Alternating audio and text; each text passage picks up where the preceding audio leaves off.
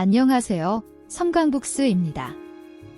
오늘은 문학 한 구절은 박찬욱 감독의 영화 박쥐의 모티브였던 작품 테레즈 락행을 리뷰해 보려고 합니다.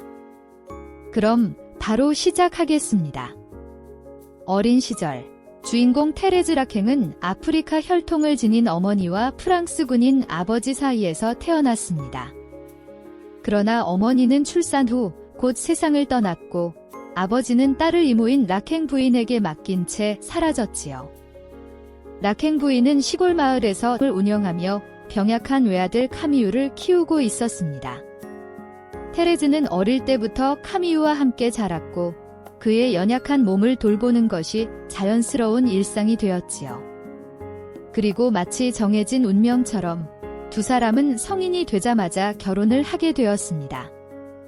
그러나 그 결혼은 사랑이 아니라 단지 오래전부터 예정된 굴레일 뿐이었지요.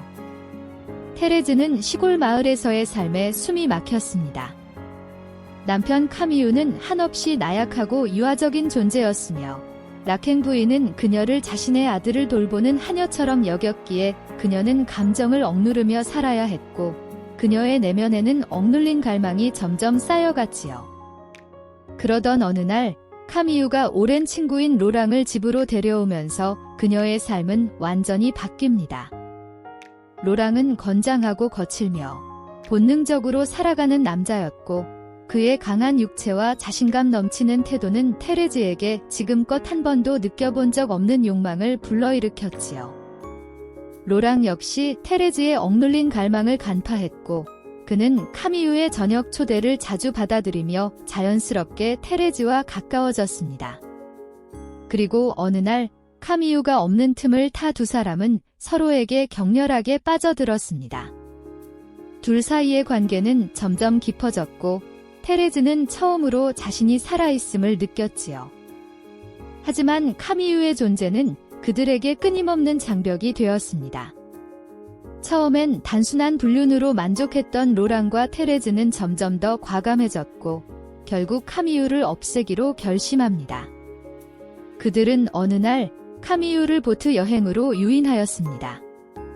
강물 위에서 로랑은 카미유의 목을 움켜쥐고 거칠게 흔들었고 카미유는 필사적으로 저항하지만 테레즈는 무표정한 얼굴로 그 광경을 지켜볼 뿐이었습니다.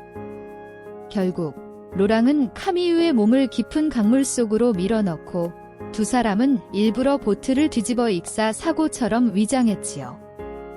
육지로 돌아온 그들은 슬픔에 빠진 부부처럼 행동하며 모든 것을 완벽하게 숨겼습니다. 그러나 살인은 끝이 아니라 시작이었습니다. 처음엔 해방감을 느꼈던 두 사람은 점점 서로를 의심하기 시작했지요. 밤이 되면 카미유의 죽은 얼굴이 떠올랐고 서로가 서로를 살인자로 바라보게 되었습니다. 격렬했던 사랑은 이제 점점 증오로 변했고 그들은 끝없이 다투고 괴로워했습니다. 하지만 이보다 더 무서운 존재가 있었는데 그것은 바로 락행 부인이었습니다. 처음엔 깊은 슬픔에 빠져있던 그녀는 시간이 지나면서 테레즈와 로랑의 태도에서 이상한 점을 감지했습니다. 두 사람은 서로를 피하며 불안한 눈빛을 주고받았고 매일 밤 악몽을 꾸는 듯 했습니다. 락행 부인은 처음엔 믿지 않았지만 어느 날 우연히 두 사람이 말다툼하는 장면을 목격한 순간 모든 진실을 깨달았습니다. 그리고 그 충격으로 인해 그녀는 뇌졸중을 일으켜 반신불수가 되어버렸지요. 하지만 그녀는 죽지 않았고 말할 수 없게 되었지만 그녀의 두 눈은 진실을 말하고 있었습니다.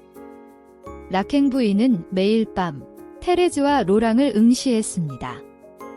그녀의 눈빛은 그들을 저주하는 듯했고 두 사람은 그녀의 시선을 피할 수 없었지요.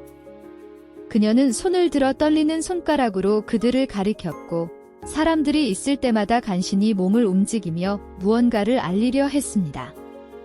한 번은 종이를 잡고 글을 쓰려 했지만 로랑이 그 모습을 보고는 즉시 빼앗아 찢어버렸습니다. 그녀의 침묵은 점점 더 두 사람을 올가매었고 두 사람은 극도의 신경쇠약 상태에 빠졌지요.